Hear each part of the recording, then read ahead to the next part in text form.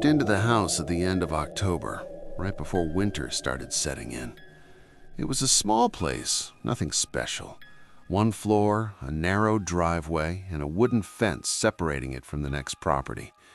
I chose it because it was cheap and close to work. The landlord told me the previous tenant had moved out suddenly, but didn't give many details. I didn't ask. I needed a place fast. The first few nights were quiet. No strange sounds, no neighbors bothering me. Just the normal settling noises of a house I wasn't used to yet. It wasn't until the fourth night that something felt off. I came home late, around 11:30 p.m. As I pulled into the driveway, I noticed the porch light was on. I clearly remembered turning it off that morning. I always did. Electricity was included in the rent, but habits stick. I stood in my car for a moment, engine off, just looking at the house. Nothing else seemed wrong. No doors open, no broken windows. I convinced myself I'd forgotten and went inside. That night, I locked every door before going to bed. Again, just habit. The next morning, I found muddy footprints on the concrete near my back door. They weren't inside the house, just outside, as if someone had walked up, stood there for a while, and then left. I checked my shoes. The tread didn't match. I told myself it was probably the landlord, or maybe someone checking meters. Still, I washed the area with a hose before leaving for work. That evening, I noticed something else. The fence gate between my yard and the neighbor's yard was open. I never used that gate. In fact, I hadn't even unlocked it since moving in. I closed it and slid a piece of wood through the latch so it couldn't swing open again. That night, I slept with my bedroom door locked. Nothing happened. For a few days, things went back to normal. I started to relax. Then I got a notification from my phone provider saying I had used mobile data overnight. That didn't make sense. My phone was always on Wi-Fi at home. I checked the usage details. Data had been used between 2 a.m. and 2:40 a.m. I was asleep during that time. I changed my password that morning. That same day, when I got home from work, the porch light was on again. This time I knew for sure I hadn't turned it on. I walked through the house slowly, checking every room, every closet. Nothing was missing. Nothing looked disturbed, but the air felt wrong, like the house had been occupied recently. That night, I stayed awake longer than usual. Around 1:50 a.m., I heard movement outside. Not footsteps, something softer, like fabric brushing against wood. I didn't look out the window. I just lay there, staring at the ceiling, listening. After a few minutes, the sound stopped. The next morning, I found the piece of wood I'd placed in the fence latch lying on the ground. The gate was open again. That's when I finally decided to call the landlord. I told him about the lights, the gate, the footprints. There was a long pause on the other end of the line. Then he said something I still think about. "Oh," he said, "so he's still coming around." I asked him what he meant. He hesitated, then explained that the previous tenant had complained about being watched, someone standing in the yard at night, someone trying the doors. The tenant had installed cameras. One night, the cameras were unplugged. After that, the tenant moved out within a week. I asked if the police were ever involved. The landlord said yes. They never found anyone. That night, I borrowed a security camera from a coworker and set it up facing the backyard and fence. I slept with the lights on. The next morning, I checked the footage. Nothing. No movement, no sound. Except for one thing. At 2:12 a.m., the camera turned slightly, just a few degrees, as if someone had touched it. The timestamp showed the footage continued recording normally afterward. Later that day, I checked the camera again. The angle had been changed back. That night, I didn't sleep at all. Around 3 a.m., I heard my phone vibrate, an unknown number. It said, "Your lights keep changing." I didn't respond. A second message came a few minutes later. "You should leave them on.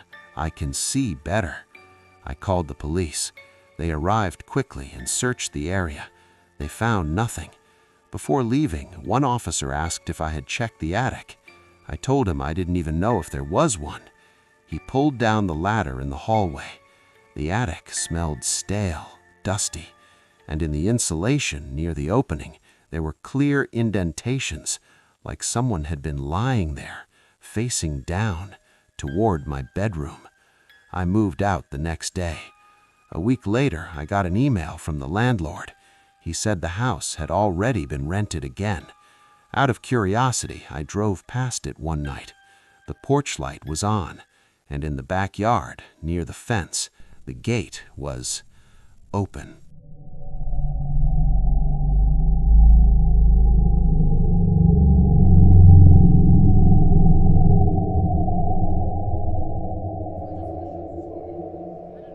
I lived alone in a small studio apartment above a bakery, the kind of place where the smell of fresh bread seeped into everything, my clothes, my bed sheets, even my thoughts. At first, it was comforting. Eventually, it became something I stopped noticing. My life followed a strict routine, not because I planned it that way. It just happened. I woke up every morning at 7:10 a.m., not because of an alarm, but because my body simply decided that was the time. By 7:25, the coffee machine was on. By 7:40, I was standing in front of the mirror, half asleep, brushing my teeth. At 7:50, I left. Same hoodie, same backpack, same path down the stairs. At the time, routine felt like stability. I didn't understand that routine also makes you easy to study. The first note appeared on a Monday morning. It was taped neatly to the center of my door, folded once, written in clean black ink. "You left your lights on again." I stared at it longer than I should have. There was nothing aggressive about it. No threats, no anger, just information. I assumed it was my landlord, or maybe a neighbor annoyed about electricity bills. Still, something about the handwriting bothered me. Too calm, too deliberate. I crumpled the note, put it in my pocket, and left for work. By the time I returned that night, I had convinced myself it was nothing. 2 days later, there was another note. This time it wasn't taped. It was placed inside the handle of my door, folded carefully as if someone didn't want it to fall. "You always wear the blue hoodie on Wednesdays." My hand froze on the paper. I owned other clothes, plenty of them, but he was right. I tried to think back. Last Wednesday, the one before that, and the one before that, blue hoodie, every time. I stepped into the hallway and looked both ways. Empty. No footsteps, no doors closing. That night, I didn't sleep properly.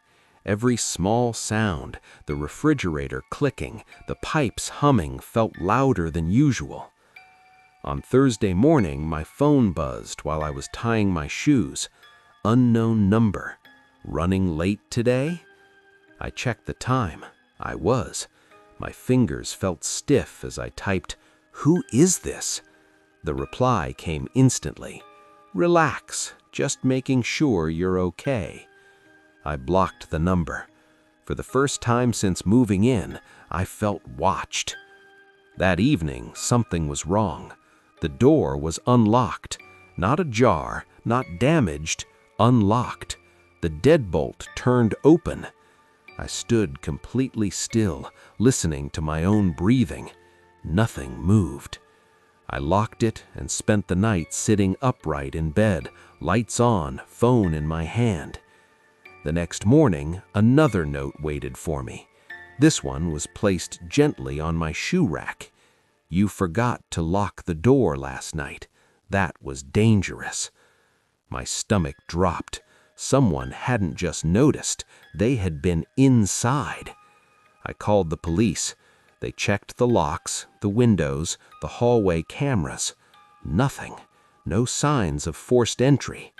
They told me to be careful, suggested changing the locks. I did it the same day. That night, my phone vibrated again. New number. Why did you change them? You didn't tell me. I didn't reply. I stopped answering unknown calls, stopped using my lights at night, stopped sleeping. At 2:37 a.m., my phone buzzed again.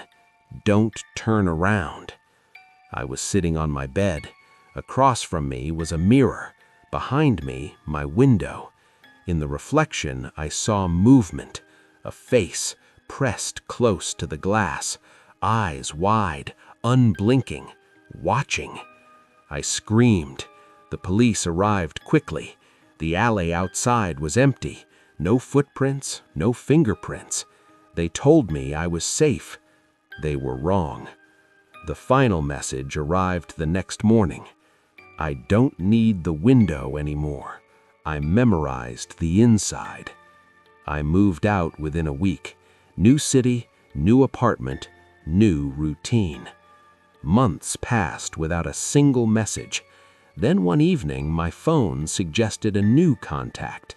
Saved name, Wednesday Hoodie.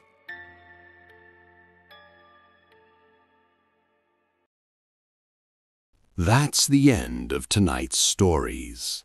If any of them stayed with you, you know which one. Let me know in the comments. And if you want more stories like this, subscribe.